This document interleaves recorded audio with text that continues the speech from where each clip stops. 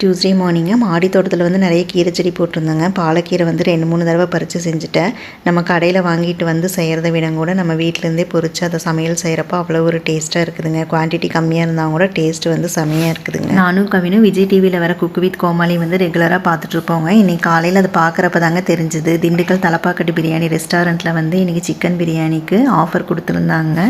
அந்த ரெஸ்டாரண்ட்டில் பிரியாணி ஆல்ரெடி சாப்பிட்ருக்கோங்க. செம்ம டேஸ்ட்டாக இருக்கும். அதனால் இந்த ஆஃபரை வந்து மிஸ் பண்ணுறங்க எங்களுக்கு தோணலிங்க. டக்குன்னு வந்து கீரை செய்கிற பிளானை மாற்றிட்டு உடனே வந்து பிரியாணி வந்து ஜொமேட்டோவில் ஆர்டர் போட்டுவிட்டோங்க.